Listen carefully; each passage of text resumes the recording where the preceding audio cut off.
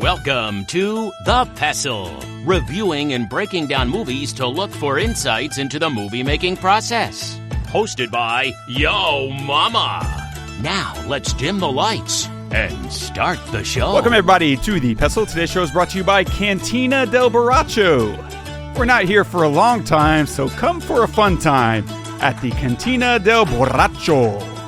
Welcome, everyone, to The Pestle. I am Wes. And I'm Todd. And we're filmmakers. We make things. We review films and ask questions about why they made this thing the way they did or how they did it.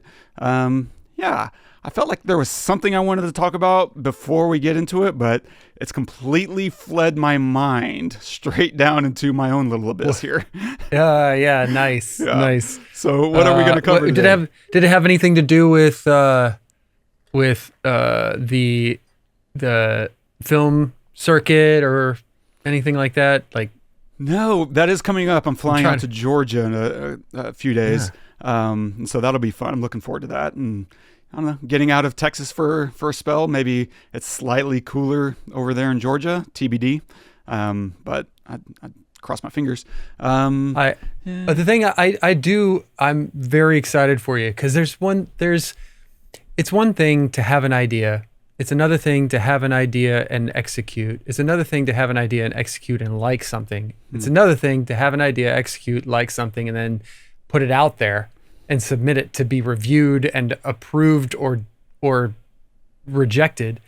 And it's another thing to get approved and then to be able to go to this thing that you worked so hard to submit to. And so I'm just so proud of you, and I hope that you feel like that a little bit of excitement of having your film played at a festival.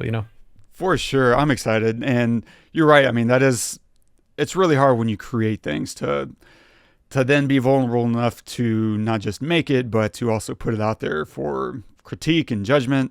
And ultimately, obviously, you want everyone to like what you made and understand it. Especially a film like this. My film is not exactly pleasure viewing. Like it's something that is there to kind of challenge you and provoke you a little bit and make you think, even though it's not really intended to be as judgmental as it comes across. But that is a really vulnerable place to put yourself. But I remember I've been picking away at this writing lecture series by Brandon Sanderson. I haven't gone through the whole thing. I had to pause because he keeps dropping spoilers about some of his books, and I'm like, I want to read your books. I don't want to have them spoiled ahead of time. And so I've kind of had it on pause, and it'll probably be on pause for a while I go through his books. But one thing I picked up in one of his clips was really reassuring, which is he said, because I think a student was asking, like, how do you deal with people who hate your work or something to that effect, bad reviews. And this is such a beautiful notion. And he said, you know what? Go pick your favorite book or your favorite movie. Just pick out a few of them and then go look up the reviews. Like, go on Goodreads, go on Letterboxd, and then go sort by lowest reviews. Not everyone loves what you love. There are people you think this thing was a masterpiece, greatest thing ever written. For me, The Sun Also Rises is just a genius book. And I'm sure if I were to go look at reviews on Goodreads, there's a lot of people who are like, this is terrible. This is pointless. These people do nothing. They sit around drinking and talking for, 200 pages. Like, why? And for me, this is like freaking manna from heaven, just descended directly into my brain. And it's such a really refreshing approach to, it's okay if people don't like what I made, because if Sun Also Rises has haters, if Interstellar has haters, do I think I'm going to top either one of those? Yeah. Of course, not everyone's going to like my stuff, and that's okay. I can start to make peace with that. Instead, maybe I can look at people who don't like my work and say, oh, I see where they're coming from. That's interesting. It's okay that they feel that way. Even if it stings a little bit, it takes the sting off way more with that in mind. Or F them because they don't know what they're talking about, and I love what I made. Both are equally right. You can learn from somebody and not give a shit what they think at the same time. I think you can. I think that's fair. There is that ego I think a lot of artists, have. I don't think I have that. I wish I could put on that kind of armor and just be like, nah, you're an idiot. And maybe sometimes I do, and it just depends on what is being said. But I think there is a healthy line of ego that you probably need to bring to the table of like, yeah, screw you, you're wrong. And I'm trying to get more into that whenever I know I'm right, or at least what I'm trying to create is what I intended to make. That's okay to be like, no, you're wrong, and that's fine. Go somewhere else. Or have a really interesting conversation, which is way more fun for everyone, I think. But, if the best thing that someone can do is like, this is terrible, you're terrible, then you know what? Maybe art isn't even for you. Like, if that's how you consume it, But anyway, yeah. What are we covering? Amazing. Well, speaking of the abyss of reviews, we are covering James Cameron's The Abyss. So if you haven't seen this film, please pause it and go watch it because we're going to spoil all the things. This is, 1998? 89. 89, that's what I meant. Yep. Yeah. Dyslexia. Yes. So please pause this and go watch it because we're going to spoil a bunch of stuff. Yeah, we'll look at a few things, talk about cinematography a little bit, story and writing, talk about the original ending and how it kind of changes everything.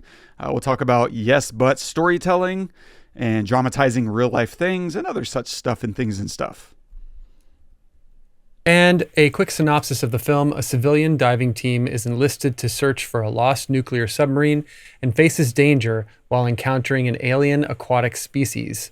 There was a little bit of a spoiler there. Written and directed by James Cameron. Cinematography by Mikel Salomon, featuring Ed Harris as Bud, Mary Elizabeth Mastrantonio, as Lindsay, Michael Bain as Lieutenant Coffee, and Leo Burmester as Catfish. You know me better than anybody in the world. Now watch my lips. I saw these things. I touched one of them, and it wasn't some clunky steel can like we would build. It glided. It was the most beautiful thing I've ever seen. Oh, God, I wish you'd been there. It was a machine. It was a machine, but it was alive. It was like a dance of light. Please, you have to trust me. Now, I don't think they mean us any harm. I don't know how I know that. It's just a feeling. Jeez. I'm supposed to go on a feeling? How can I go on a feeling? You think Coffee's gonna go on a feeling? Well, we all see what we want to see. Coffee looks and he sees Russians. He sees hate and fear. You have to look with better eyes than that.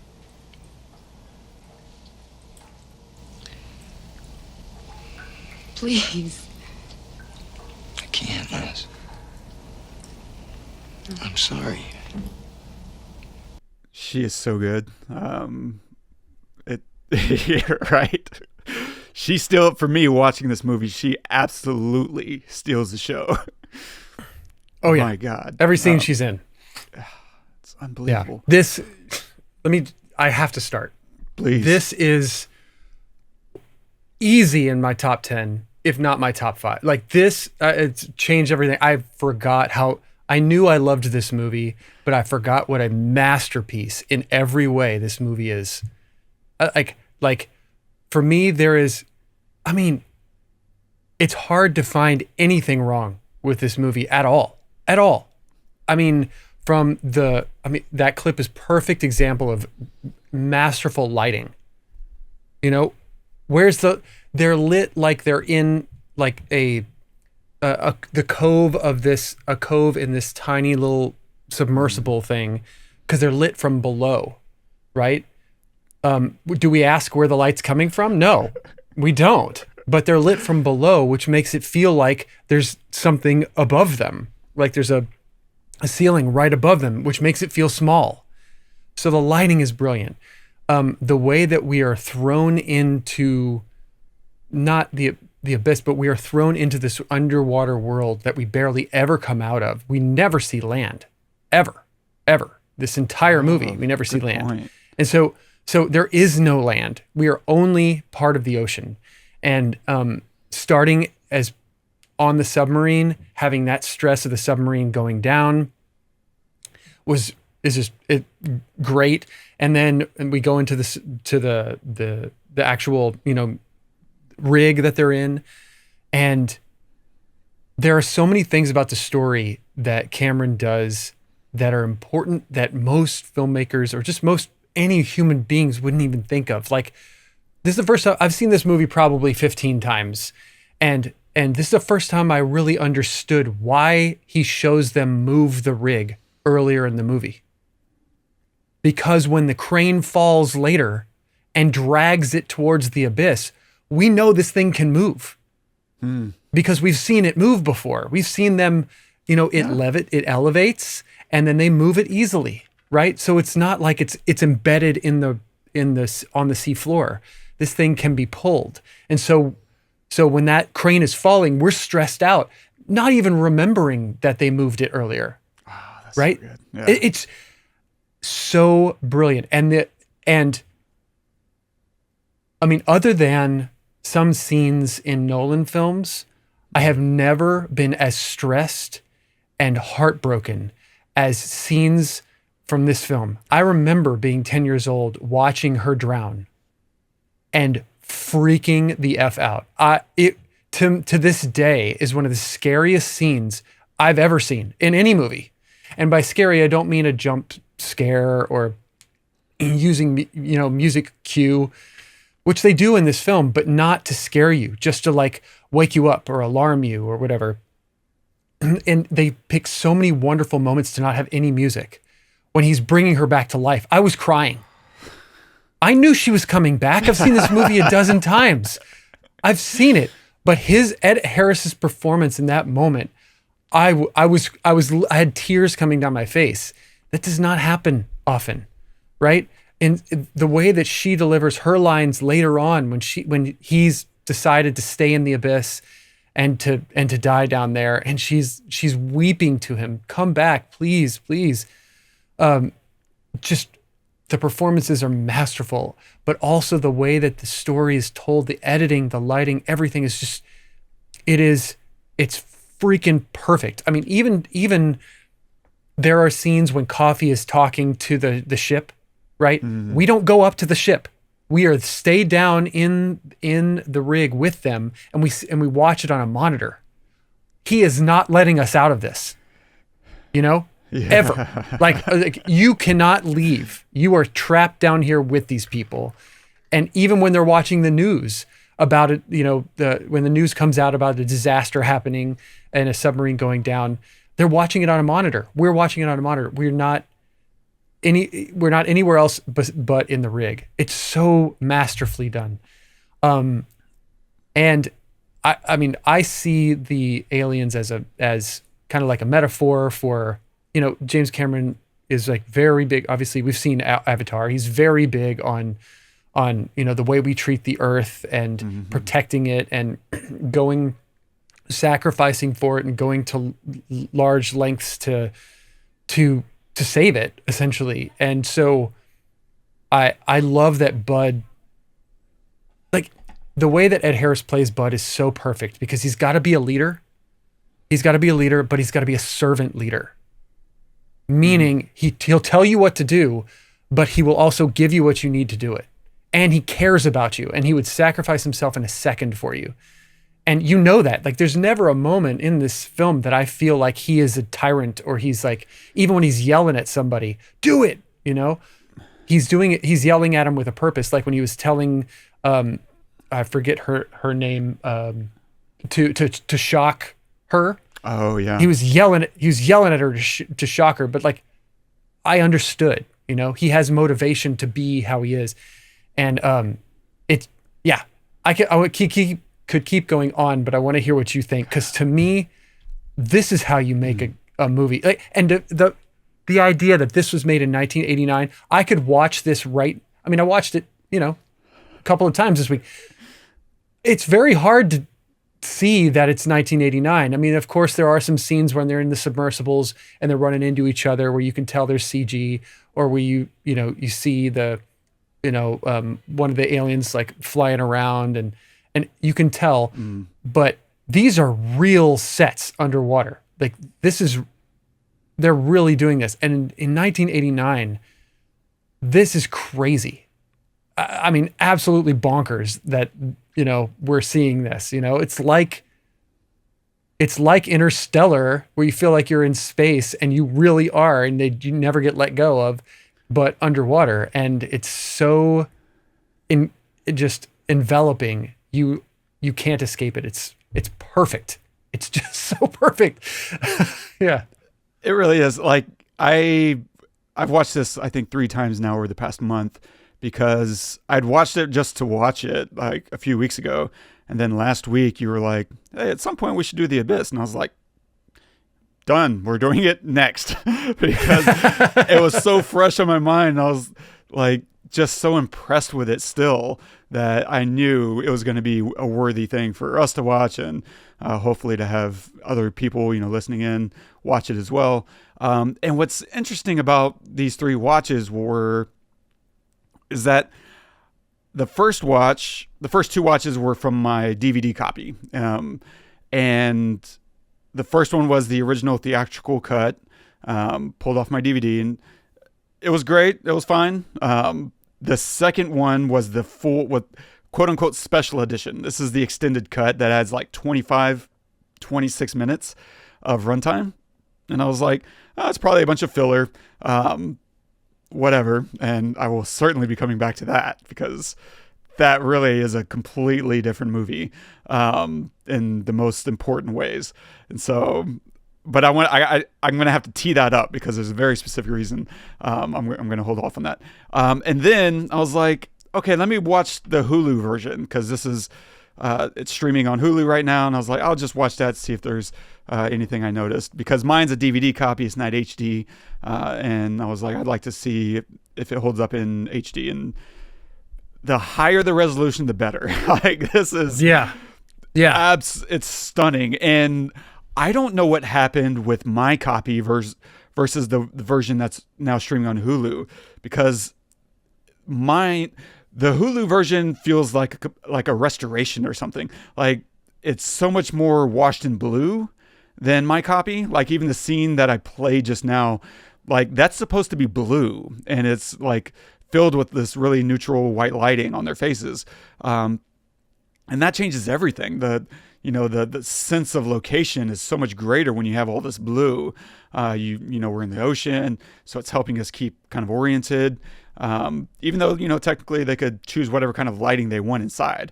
But you want it to feel like you're under the ocean, and that everything is bouncing off the water. And it's a way better watch. And the most important way, and this is going to sound silly unless you really have this stuck in your brain from childhood, because I watched this as a kid. I didn't see it in a movie theater. I've only ever watched this on like VHS. And the one thing that always bothered me from my very first viewing as whatever I was, 8 years old, as a kid, is at the very end, they surface. Now we're seeing them with sunlight instead of the artificial fluoros underneath. And the skin tones were gross. Her teeth, Mary Elizabeth Mastrantonio, her teeth were weird. Like they had this weird kind of yellow flimmy thing happen onto it, and it just always freaked me out, because she's obviously gorgeous, and underneath the water you could tell that she has perfectly normal teeth. And then you get to the end and I'm like, oh, who is this person? Who is this monster that crawled out? Like it just really ruined it, because she then, her and Lindsay and Bud go and kiss, and that's how you end your film, is on this kiss. And I'm stuck on like, not this lovey-dovey moment, but I'm stuck on just how weird everything looks. And it just really hurt the experience my entire life. It's hurt this entire movie. And yet now on Hulu, it feels restored. everything looks like normal. Everything looks like it should. And I felt like I got The Abyss finally, in totality. And it was just, it's such a much more rewarding experience, seeing it as I feel that it's meant to be seen. And that's just my own personal weirdness, I guess, of experiencing this film, but echoing everything you're saying, like, and it, to me, is going to center on Ed Harris and Mary Elizabeth Mastrantonio because they're just so good. Ed Harris brings so much intensity, and it's amazing. And she matches it. She is going toe to toe with him, and yet also bringing so much wonder and this emotional foundation that you really need, because otherwise you don't like Bud. Like, you see him fighting for his guys, but you also see him being kind of a dick, and you need someone that redeems him, and she does that. And it really comes down to her performance, because I wouldn't say, no offense to James Cameron, I wouldn't say his writing is doing it. Like, it's really coming through in her performance. It's written well enough, but without, a master craftsman stepping in like she does, you just don't get the emotional depth that she brings. Because if you just kind of look at the words on the page, to me, I'm like, it's kind of dicey in some of the important moments, and yet her performance really brings it out. His performance obviously brings it out. That CPR scene, I have so many thoughts and feelings about that, because on the one hand, it is gripping, and I really buy that she's dead, and that's hats off to not just her performance there, but like the makeup team, because they clearly coated her in blue, and you really see that she's gone, like she's gone. And so, I don't know, depicting real stuff in a film is always just kind of dicey, but maybe I'll come back to that later. But just staying on just the feeling, because, man, maybe you can tell me about your experience watching this as a kid, but to me, this brought out so much wonder, right, of being under the sea. Like, it opened up my imagination of life, of what's possible in science, and just and then you let alone injecting these aliens and their ability to control water, and it was just I didn't fully, I think, comprehend everything about it, because, like, is the water the monster? Like, and I was still kind of duct taping all that stuff into my brain, and now as an adult, obviously it's all fluid and I get it, but as a kid it was just like, wait, what's happening? Whoa. And I just stopped thinking that I'm watching a movie, and I just felt like I was watching not a documentary, but like real people and real like wondrous things and technology, and it was just completely, it just melted my brain, and this movie stuck with me, even if I didn't watch it, more than, I don't know, 5 or 10 times as a kid. It felt like I'd seen it 1,000 because of how just permanently in my brain it was. Do you remember how this affected you as a kid? Yeah, same way. I don't think I knew how to process, what I was feeling. I just knew, well, there were a few things that I remembered and that have stuck with me my entire life, ever since seeing this when I was, 10, 11 years old. The first thing is the amount of stress I felt multiple times, but not constantly. Right? So it was, I felt it, it would go away. I'd feel it and it would go away. And so because of that, I was like really involved in the film, because I was on this emotional roller coaster essentially. And then it had these really high anxiety points that just really stuck with me. The biggest one we already talked about, when she dies, when she tells him, I have an idea, I drown, you drag me back. I was like, oh my God. Because up until then, any movie that I saw, it was, they're going to get out of this. How are they going to get out of it? And that was the one moment where I realized, oh, they're not going to get out of this. Okay. Oh my God. She's really sacrificing herself. And then and this is before I'd seen a million movies, and I like knew, oh, he's going to bring her back. Yeah. So this was the first situation really where I saw a film and I was like, there's a plan, and the plan is for sacrifice. Crazy cool concept, right? And I never ever forgot that. I also never forgot, the stress of them swimming for like without suits, Trying to get to the hatch. Try to get to the hatch and then to the moon pool or whatever, and how stressed out I was watching that because I don't know if you've seen Poseidon Adventure, like the 1970 something version. Mm-hmm. That is another crazy favorite film of mine. Gene Hackman is genius in it, and is equally stressful. And I think that maybe, I don't know if he took a page from that story, but just in the arcs and the valleys of the stress, it was just beautiful. I also remembered seeing a topless woman for the first time ever. I thought that was pretty cool when I was an 11-year-old boy. But really, I think you described it perfectly. It's the performances that sell this. We say all the time on this podcast that like a script is just words on a page. It takes artistry to bring that to life. It's not like a script is just this kind of like flat thing on a page. It is supposed to be brought to life. And Mary and Ed, Bud and Lindsay, are everything in this film. They're just fantastic. So yeah, the stress, learning about movies, what you can and can't do, firsts, like this film has it all for me, honestly. That's amazing because, so let's talk about that scene then, because it is a really interesting scene for a number of reasons. One of them is that, we see her breasts, and I love it for that, not just because, I was a little pervy boy, but because to properly defibrillate, you do need skin contact. Yes. And too often we see films and TV shows do this incorrectly. And so I really appreciate it on that level. But I think there was a lot of other issues that, and so I appreciate her being vulnerable in that kind of way as an actor. I don't know how she feels about that kind of thing, generally speaking, I guess. But for probably a lot of women, that's a very vulnerable place to put yourself on screen. And so I have a lot of respect for her. And for James Cameron for, probably wanting that. But this is a really dicey scene for a lot of reasons, none of which have to do with performance, all of which kind of had to do with writing, I guess. Because if we're going to do it right, I wish they would have dried her off.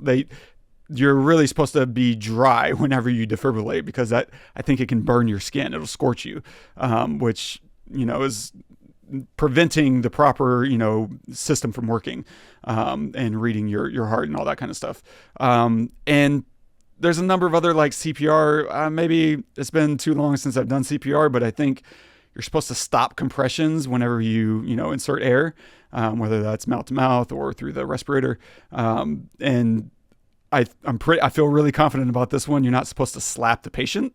And yelling is also not beneficial to resuscitation. And so it just boggles my mind that James Cameron is so thorough in his science fiction in so many ways. A lot of this movie just felt like science. And yet, here we are slapping someone to life.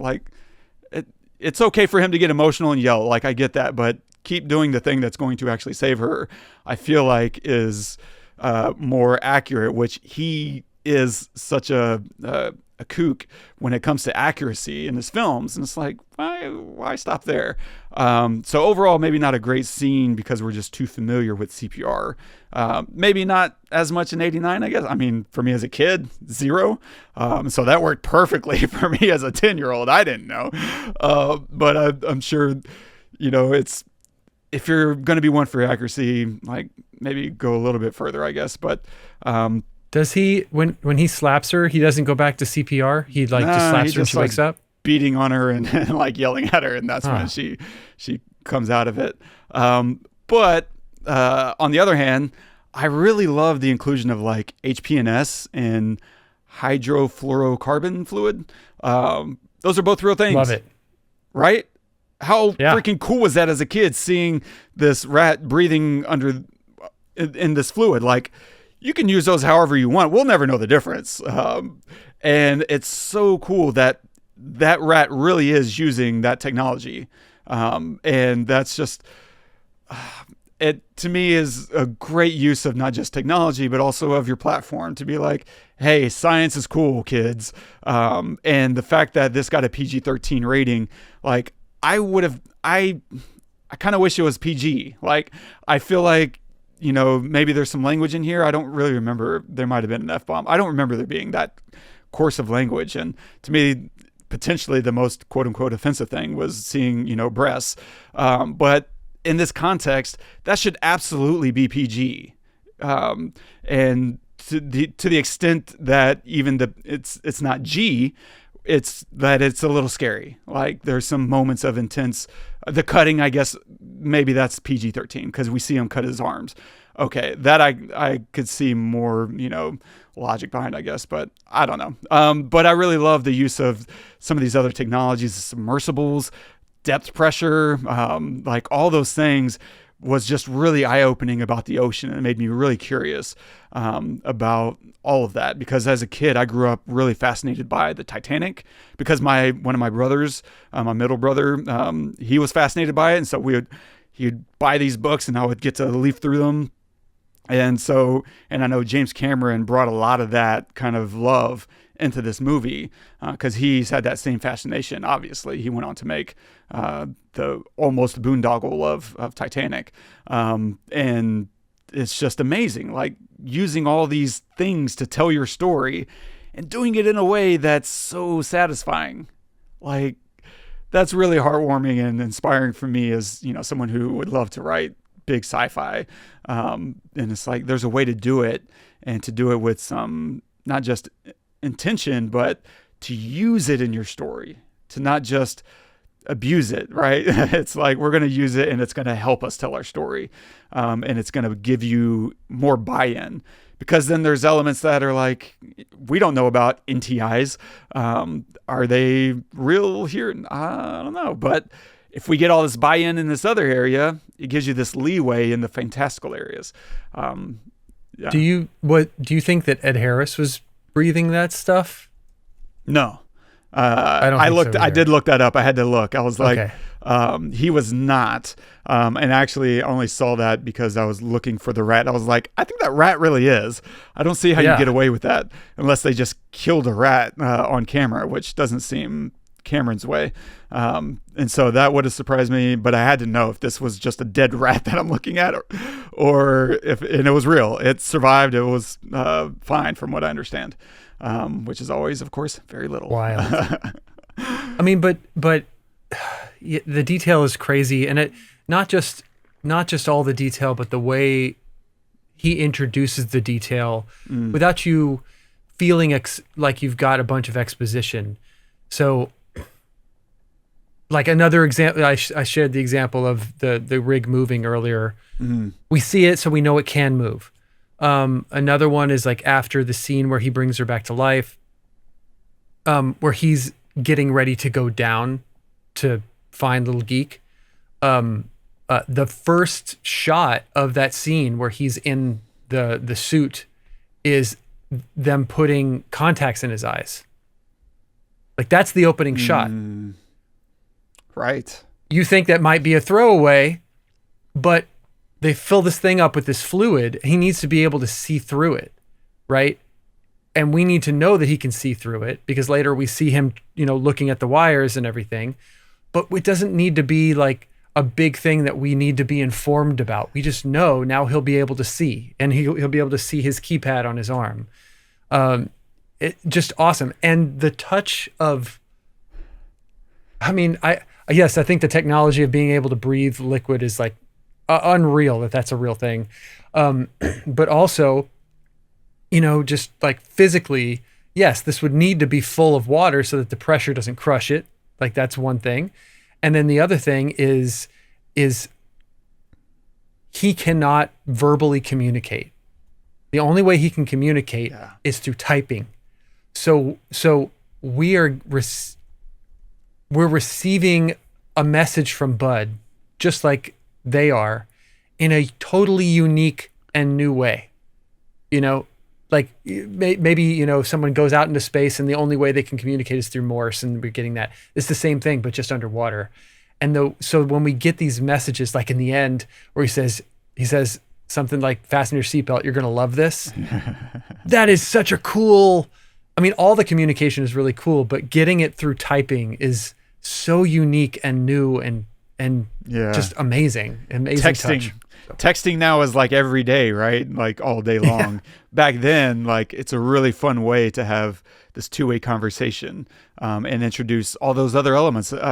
Like his hands are shaking, so he's having a hard time, and then he's typing gobbledygook, you know, and it's just like, oh crap, we know he's losing it, and it's just another level of like empathy that we can extend and engage with.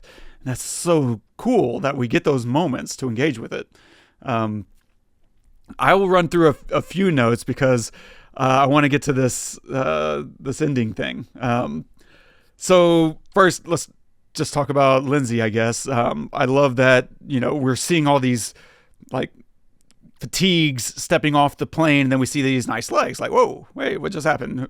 Who's this? And then immediately we get the guy in the tower, like queen bitch of the universe. And then we get Bud hanging up after a call with them. I hate that bitch. Now, here's the thing. So she designed a submersible drilling platform. She is basically smarter than everyone around her. And probably frustrated by them not knowing it because she's a woman in a male-dominated space. But while she could probably do better in her communication with everyone, I don't think she ever really earns being called a bitch thrice, especially by her husband. That felt like a little clunky exposition. Like, okay, I think there's another way to kind of get that across, but this is one of those rare moments where I'm usually in favor of like, make it stronger, make it stronger. He might have just went a little bit over like too far, because if they were married recently and they're still not even divorced, like I don't need you to set up that strong of an arc. I think if you can demonstrate that they're not happy with each other a little more subtly and still have a nice payoff of a kiss at the end, I think. I mean, you could, but the fact that they're just now separated means to me that wounds are still pretty. We don't ever know what happened. Yeah. You know, so wounds are still pretty fresh, and so that did not bother me in the least. But I can understand it is aggressive, and it's like the only time really, like, because once she's on the rig, he's much nicer to her exactly than in that moment. So absolutely, like they're pretty chill, and in fact, most of the extra runtime in the extended cut is them together. It's a lot of them together being completely freaking chill. Like there's really none of that animosity that they start with. So it just felt like you came out a little hot on that one, Cameron. And it was basically just a way to get that guy to say, dude, you probably shouldn't have married her. Like, okay, very good. But this is also why I think Cameron needs a co-writer for little stuff like this. A little lazy. I can agree with that. Yeah. The one thing that I do love is his use of yes, but. And so this is a storytelling technique we've been kind of touching on for the last year or so, at least going back to Beetlejuice. And so this is a great way to give a character a win. Do they get their victory? Yes. But then turn the table with a loss. And so here, like, we see the rigging narrowly missing them. And so we get this relief. Like, did they avoid disaster? Yes. But it's falling over a cliff and it's pulling them down. And so was it lucky? Not exactly, because this luck is turning out to come with a cost. And that's a really satisfying thing for the audience to feel like, oh, you know, that I got some relief. Oh, crap, here comes more tension. And that's a nice push and pull element. And he does it so many times. Just another couple for you. Like, can Bud deactivate the nuke? Yes. But Bud is out of oxygen. So what now? He's going to die down here. That's really like, crap. Put your characters in impossible situations, and force them to adapt and give the audience something that they didn't expect. And the last one, and maybe my favorite, is, can they stop Coffee from detonating the nuke? Yes, but now he's dropped the nuke into the depths, and they don't have a way to escape Big Geek together. That's really fun. It's always more fun if you can escalate it even further with a yes, but, and yes, they got a victory, but here's a setback and another setback. It's a double whammy. That's really fun because you've just extended the stakes. And for them, I think the writing technique is really effective right there as a yes, but, and, because I think most yes, buts, you immediately address the but, right? But if it's a yes, but, and, you got to put a pause in one of those. One of those is going to take priority. And now you've escalated so that, okay, before we can get to this other problem, we got to solve this other problem first. And that gives you a way to kind of recircle, the wagons and get everything back together. Be like, okay, now that we've put out this other fire, how do we, keep this building from falling down or whatever? That's really nice. And let's see. Let's talk about this. Nuclear destruction. So under pressure, and I love the use of pressure here as a metaphor, which I will probably dip back to in a bit. But that clip that we played is really lovely because we're getting two perspectives on life that are very different. The very dominant worldview versus underdog worldview. If you've seen the Michael Arndt Insanely Good Endings video, I'll link it in the show notes, but it's such a wonderful breakdown of three radically different films. And he just talks about how having different stakes that all connect and collide in one moment really elevate your film to have a big emotional experience for the audience.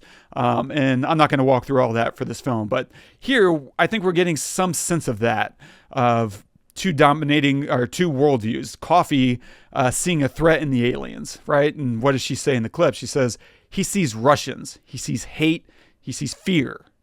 You don't have to see that. What does she sees beauty, right? And she sees something that's awe-inspiring, and it's technology, but it's fluid, and she's describing kind of a cooperation of technology and organics, right? Like, technology doesn't have to fight the earth. Technology can work in harmony with it, which is what the aliens are doing. They're using the earth in this really interesting way, and she's being inspired by it. And Bud is just like, he's the one we're putting in the middle. Which one of these are you going to be? You're going to be someone who sees fear and hate, and boogeymen hiding under everywhere? Or are you going to be see someone who sees the world through life and beauty and opportunity, and growth? And that's what we're asking. And to me, and to a large extent in this movie, they're both kind of right, but we'll come back to that because there's a question I want to ask you, which is the ending. How do you interpret the aliens? Let's see if I made a pithier question here. How do you interpret this ending? Why did the aliens save them? What was their role in the story? How do you interpret all that aspect of the ending?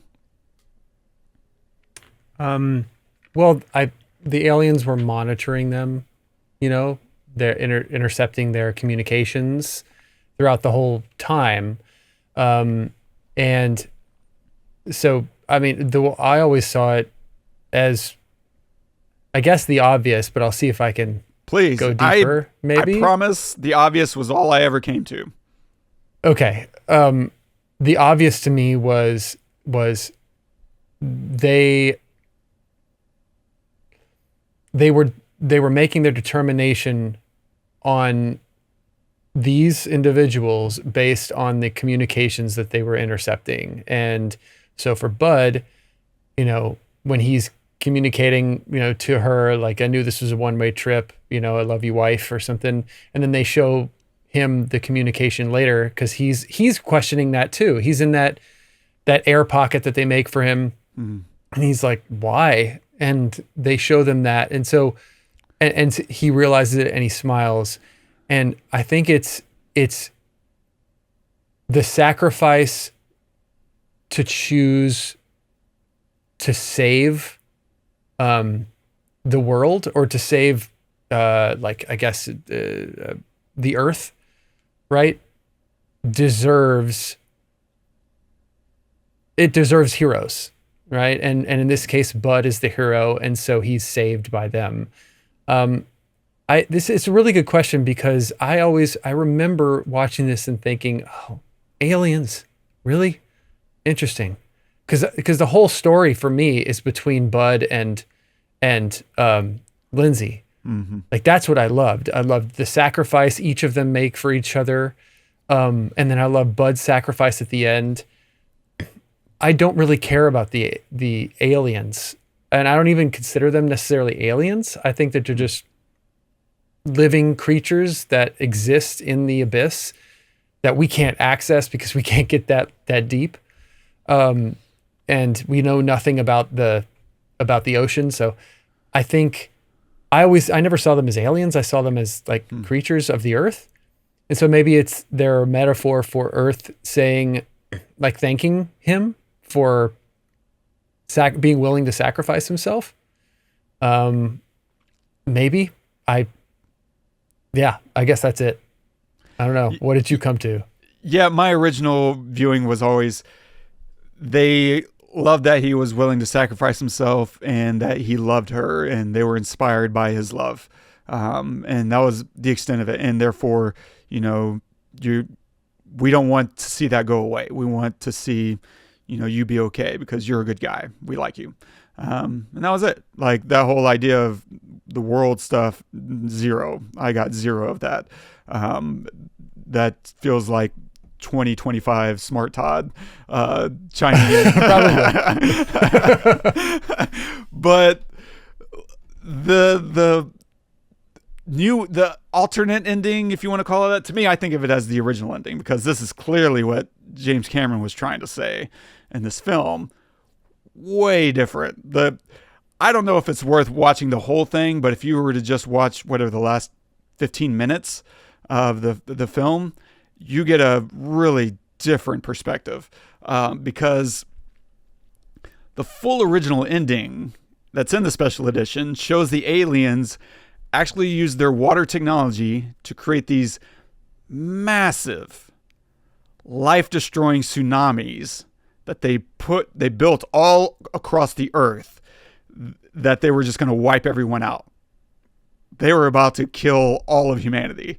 And they, at the pinnacle of the film, we do cut back above water. We do go to land. We do see all people. We see newscasters rushing to the beach to document their destruction, basically. And they have these, I don't know how tall they were. They must have been several hundred feet high in the air. Like you talked about Interstellar, the water planet. It was like that big. And they were just all over the place. And so they're threatening, and they just kind of pause them there. They let them hover and terrify everyone. And then when Bud is pulled into their ship, they show images, because he's like, why did you say, like, they show him what's happening. Here's what's happening on the planet right now. So he sees, oh crap, y'all are about to kill everyone. He's like, why? And they show him images of a nuclear holocaust in those water, TVs. And so they're talking of destroying us before we destroy ourselves and the planet along with us. And that was when they only spare humanity because Bud demonstrated a level of selflessness when he knowingly sacrificed himself to deactivate the bomb, which, in hindsight, now I kind of believe it really didn't matter which wire he cut. I think they'd already deactivated the bomb. This ending sounds really familiar. It's so really different. I remember watching this movie, and that scene of him in the air pocket was way longer. Same. I think that was the same runtime. Yeah. Was it okay? I've never seen this before. Yeah.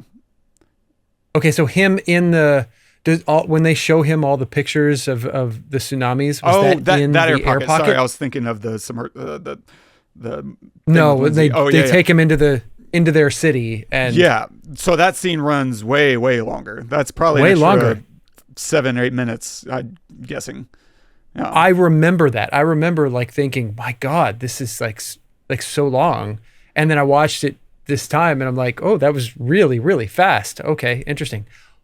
I think maybe one of the viewings I had, I saw maybe you that, did and I just catch don't the remember it. original because this changes the entire story, right? At the beginning now, we view what happened with that first nuclear sub completely different in this context, right? Because now this doesn't look like they accidentally killed those people on the nuclear sub. They did it intentionally.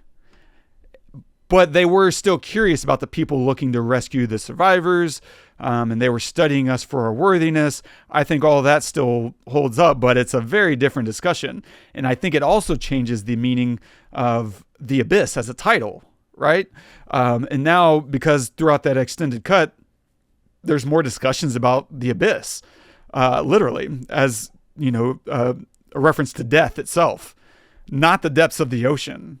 And so the abyss becomes a metaphor for our own destruction, and as well as a conversation between Bud and Lindsay about their own escape from death. And of course, whenever using it as a metaphor for the planetary destruction, it's now taking on a commentary about how we are gazing into it with our own nuclear arms.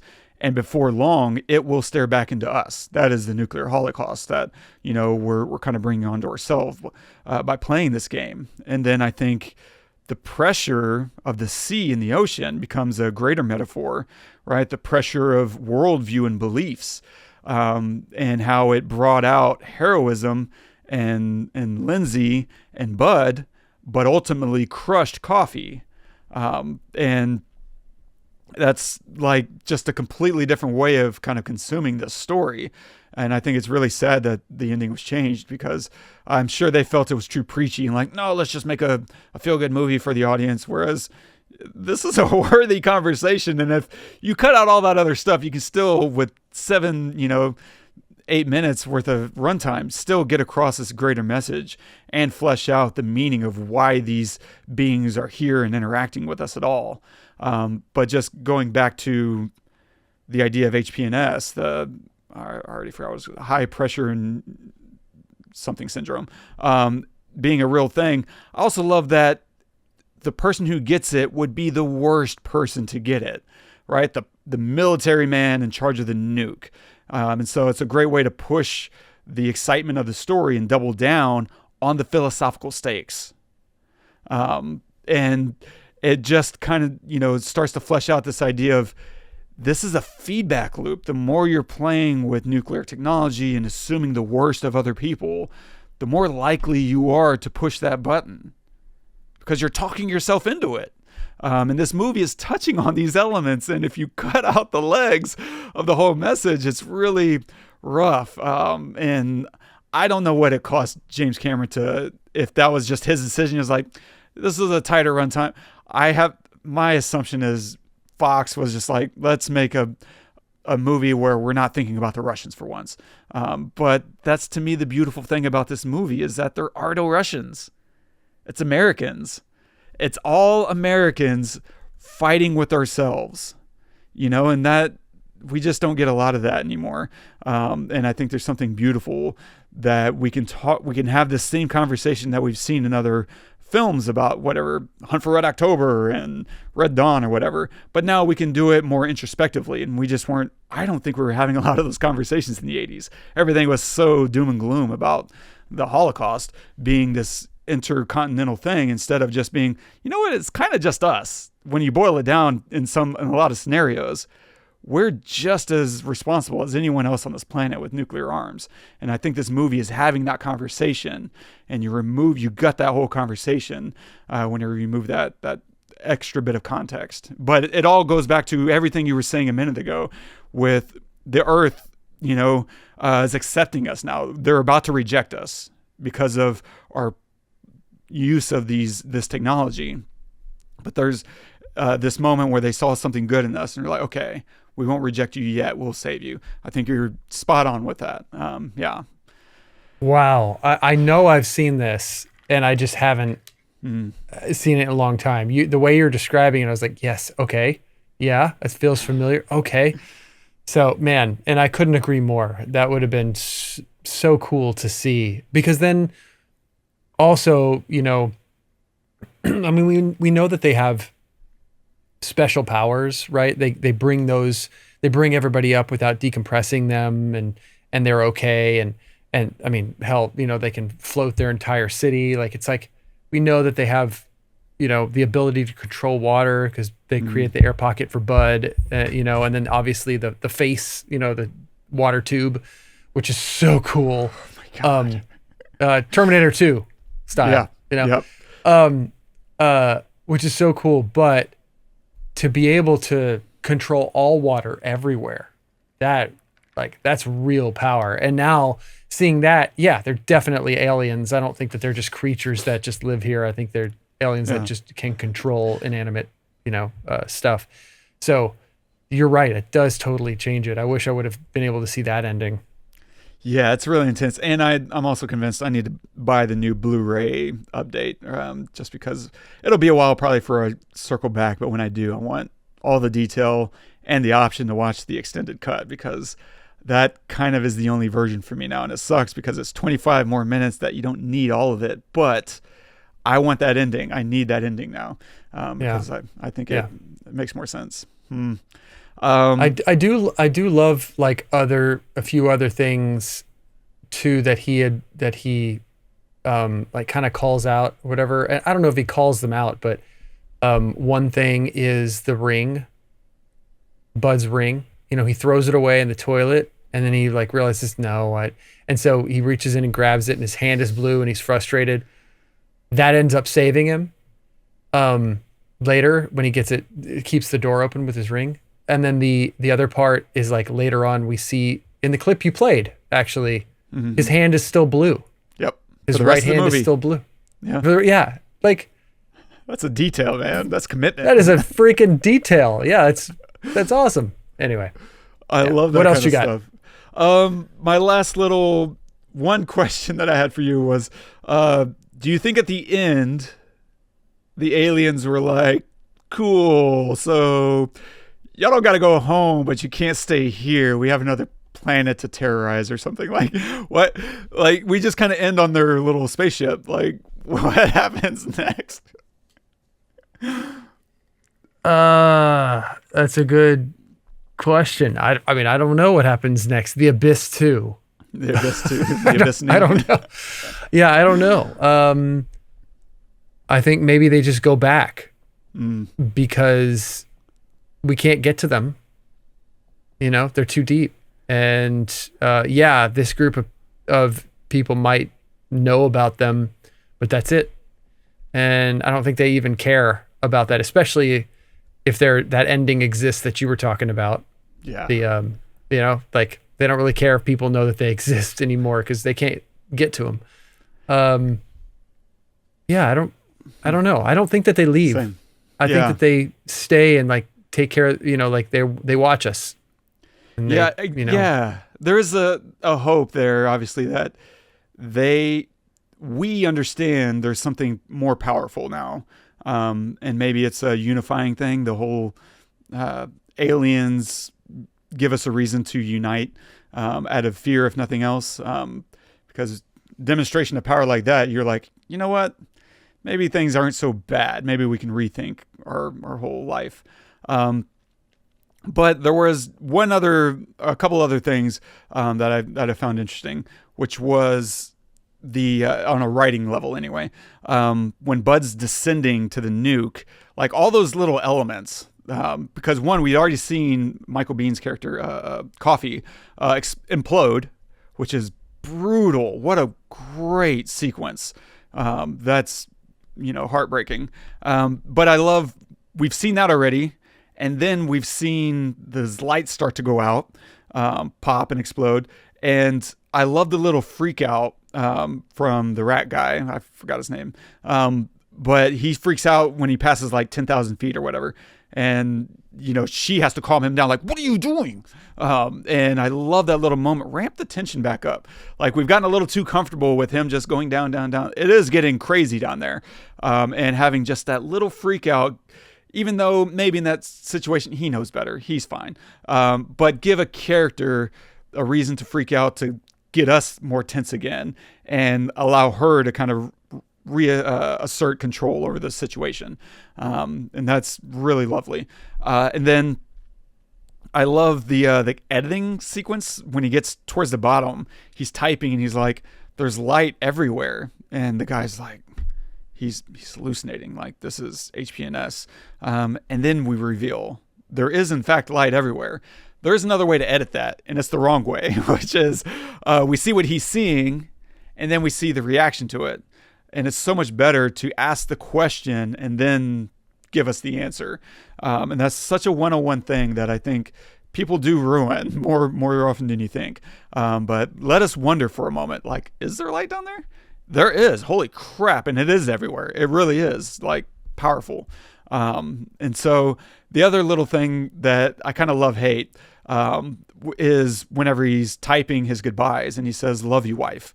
That's a really nice line, and I think it works because simplicity of dialogue is really effective during a climax. Like, you can be more direct and say the things they haven't been saying the entire film at the end. Do not say that stuff at the beginning. Simplicity of dialogue at the beginning sucks because you're removing any mystery. You want to start building up like a little bit of, well, how do they really feel? What's their real thoughts? But at the end, fewer words often are better. And as corny and hokey as it looks, whenever you've earned the emotion, you know what? On the page, it doesn't work very well, but in the performance and in the edit, man, it's going to pay off. It's just going to work. And then you have, again, a master of the craft with Mary Elizabeth Mastrantonio, who is just selling all the emotion on that descent. Like, if you're not gripped with her there, like between her drowning scene when she's changing and she's freaking out and like regretting her decision, like that's unbelievable. Like, I freaked out. I watched this 3 times and I freaked out 3 times. Every time that scene is just gut wrenching. But then same thing whenever, she's trying to get through to Bud, like, I'm gripped. Like, she is so good. And that's the greatness of, like, he really wrote a really great script that allowed for that moment to sing through, and she nails it. And the simplicity right there nails it as well. I learned a lot, like, and felt a lot of affirmation of, because I've felt that way for a while, and I've started using that in some of my work. And at times I get like a little bit of afraid, like, am I being a little too on the nose? No, sometimes it's okay for your hero to yell freedom. And that's it. That's all he says. It's an exclamation point. Spoiler. Fantastic. That's all I got. Oh yeah, dude. Yes.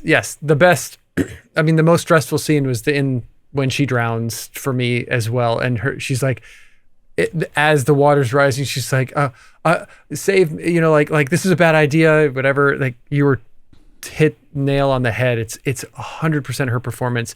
And that was the other time that I cried twice in this movie.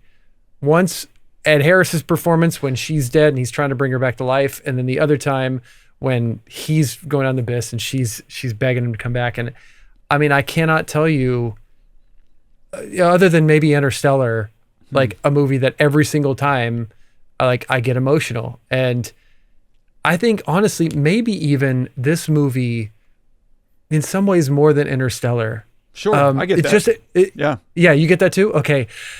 Not because it's better, but because those moments are bigger, right? Then Interstellar saves them. They really save them for a few moments. Here, they're really letting them breathe for extended moments.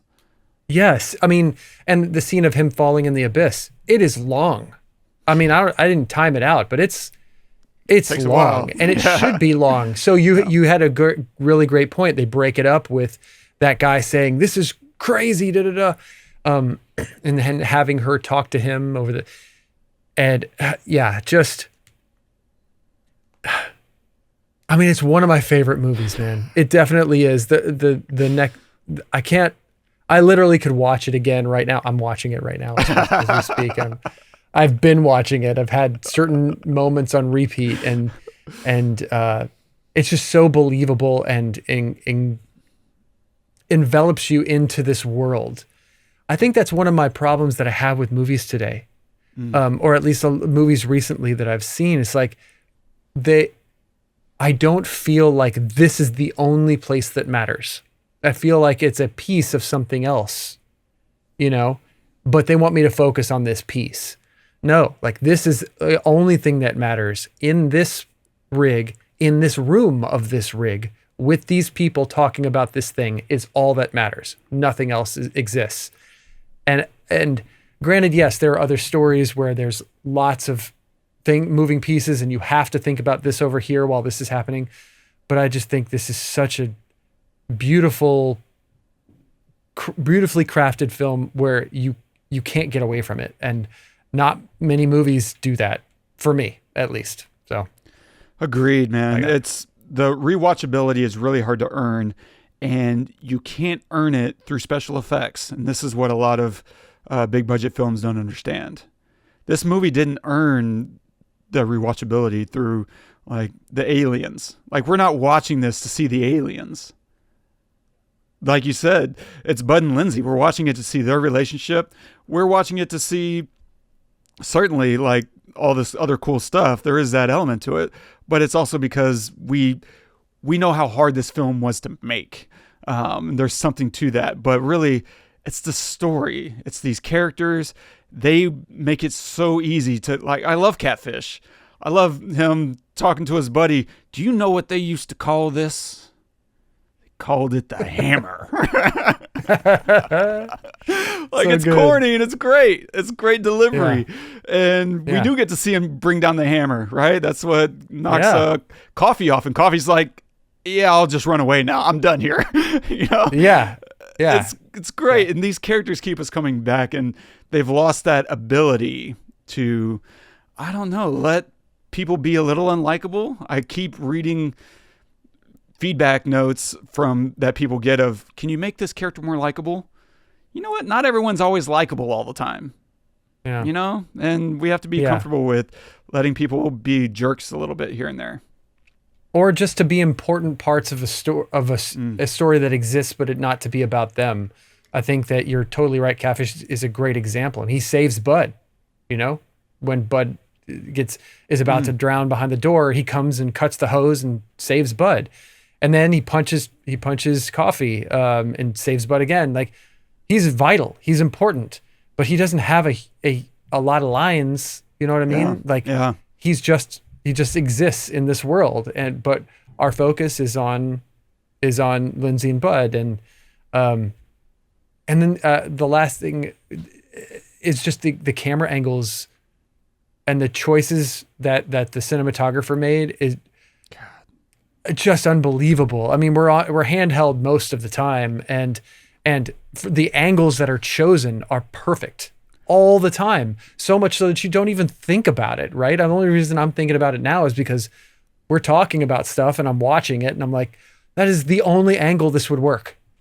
You know, like anywhere else, I couldn't imagine, you know, when he's trying to bring her back to life, not being angled up at him. You know, like he's this God trying to save her, trying to bring her back. And so we're like watching him. He's the only thing that matters. Whereas if we're looking down, or even if we're level with them, it changes the whole perspective. It's just brilliant. That's so good. And I was going to call out too, lots of handheld, lots of Steadicam. And I love all those Steadicam shots moving through the sub, because that gives you a sense of real location. Like, this isn't a big prop, a bunch of cardboard or whatever. Like, we're in a real space. And you can tell that because we're going from this room all the way to the moon bay, or whatever they call it, the moon hatch. And all of that stuff pays off in ways that you really can't put a finger on in the budget. You can't be like, this is going to make people like this. It's like, you just need it. And you need creative producers who understand you're paying top notch, but you're getting something out of that for sure. Yeah, Okay. it's the amalgamation of all the decisions together and all of the effort on everything that makes this. I'm so glad that James Cameron exists and that he made stuff like this.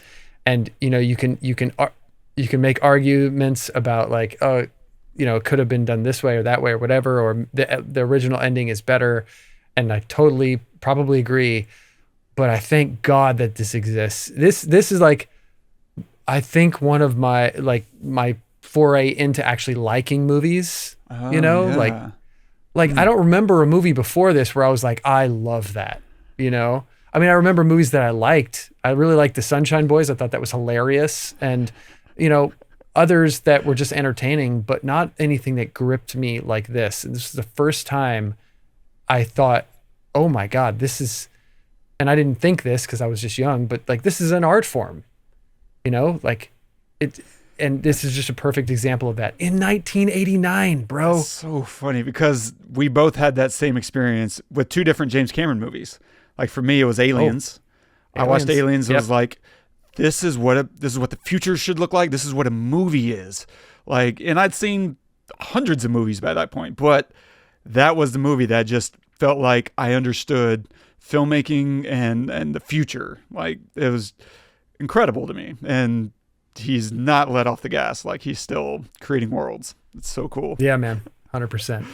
Wow. What are you going to recommend this week? This week I'm gonna. Did we recommend this before? Hold on. Who? We didn't.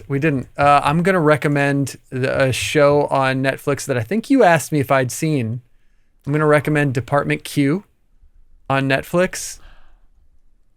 Nice. I don't know if you've seen it. I did. Yeah, I did ask you about that. Yeah. You did ask me about that. I found myself, because it's a bunch of long episodes. They're all over an hour long. So it's like super long and not a whole lot happens a lot. But it was one, it was something that every day I thought, oh, I could watch another episode. And I don't really have an answer as to why. I think I was just like trying, I liked the characters, even the ones that were unlikable, and the it was just really interesting. It kept me wanting to come back and watch another episode each day because I couldn't watch. I think there's 9 episodes. I couldn't watch them all in one sitting. So yeah, it was really entertaining and not perfectly done, but I think entertaining in a way that is kind of gripping and makes you want to watch what happens next. So yeah. Yeah, it's a slow, what do you call it? A slow boil. Like it really takes its time. Slow burn. Thank you. And I think it pays off just enough I really hope they do another season. Like it took me a while, but then I was like, I really need another season. And I think a second season would be better. Yeah, I agree. Second, like, because like this is they're proving that this works and that the characters are right. And now they have their characters and they're right. And I think his assistant, not the girl, but the guy from Syria is just awesome. I just love that guy so much. So cool. He's so lovable and just like kicks major ass. And you absolutely want to know more about him. Like I need to know. And he won't tell him. He won't tell him what he did. It's so perfect. It's perfect. So perfect. And speaking of like unlikable heroes, like that guy, the detective he's something. Yeah, totally. Nice. I'm gonna recommend a Ron Howard film. If you want another sea movie, I'm gonna recommend In the Heart of the Sea. It's based on the true story behind Moby Dick. And so if you really want to get into the nitty gritty, like, man, that's rough. Really well done. It's epic. Yeah, I recommend it. Like, I don't know if it'll be like anyone's top anything, but it's a Ron Howard, big budget, kind of biopic. Like, you can't go wrong there, I think. Yeah.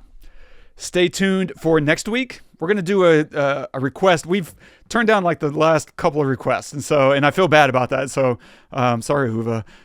But I'm hoping, we can get back on it with this new request from YouTuber October Journal.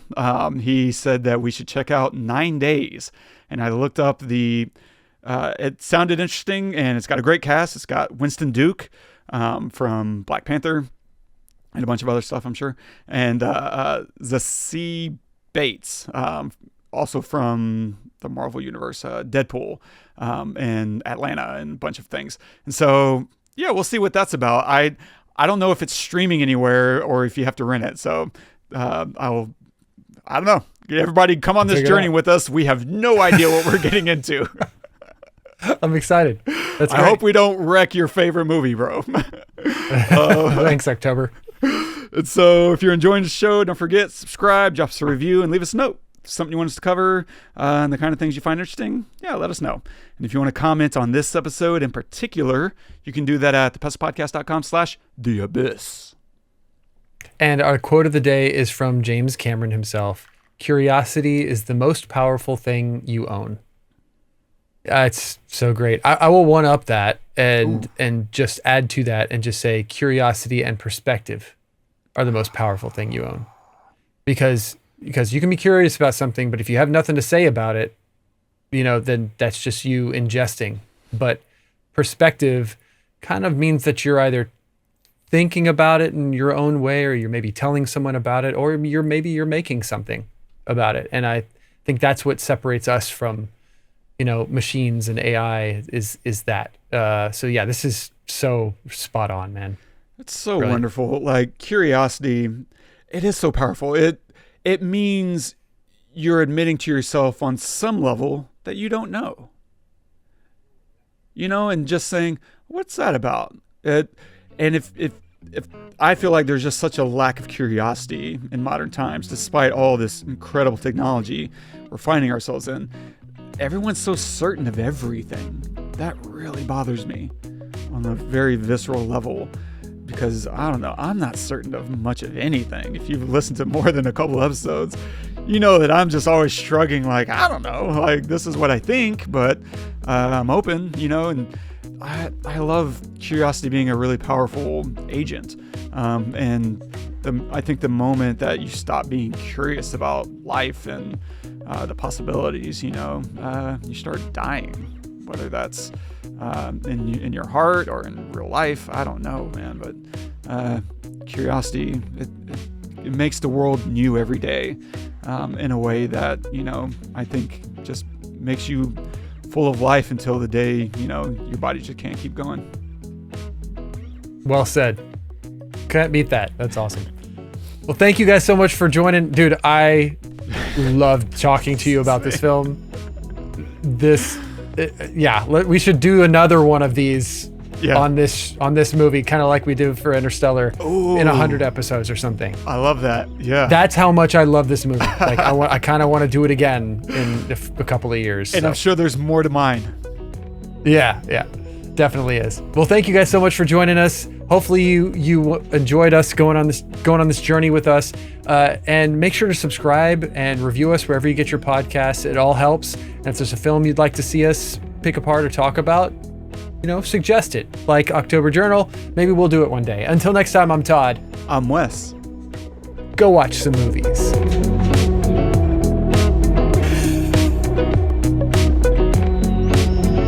I got nothing. Oh, I could go. Fight!